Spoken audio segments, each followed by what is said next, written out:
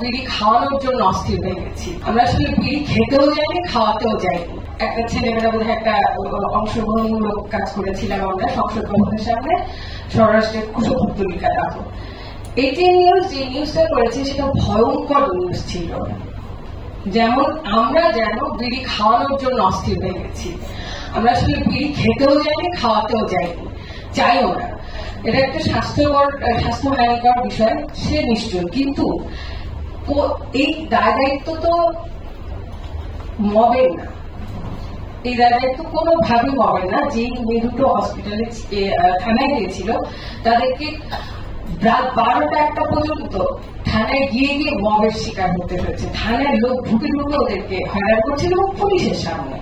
এই যে কাঠামোগত বা প্রশাসনিক ভাবে বা রাষ্ট্রীয় সিস্টেমের মধ্যে দিয়ে মবের শিকার হতে হচ্ছে, সেই নিউজটাকে আসলে কিরকম করা উচিত ছিল আর কিরকম হলো সেটা দেখে আমি খুবই মোটেই আমি আহত হইনি। এটাই স্বাভাবিক বাংলাদেশের জন্য।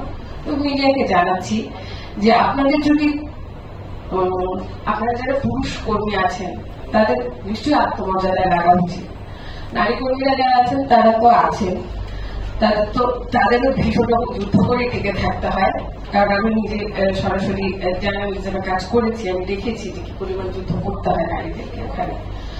এবং পুরুষ বন্ধুদেরকেও আমি দেখেছি যে তারা কি কি ধরনের আচরণ করেন নারীদের সাথে। তো আমি আবারও বলবো আপনাদের আত্মমর্যাদায় লাগা উচিত এবং আপনাদের যারা নিউজ প্রডিউসার বা আপনাদের যারা বস তাদেরকে সরাসরি বলা উচিত যে এই নিউজটা এই মাত্রায় এই ভঙ্গিতে হবে কেন বা এই জায়গা থেকে হবে কেন। আমি জানি না আপনারা সে বলার মতো মানসিক শক্তি বা মেরুদণ্ড আছে কিনা, কিন্তু আশা করি আমরা অবশ্যই হতাশ হই।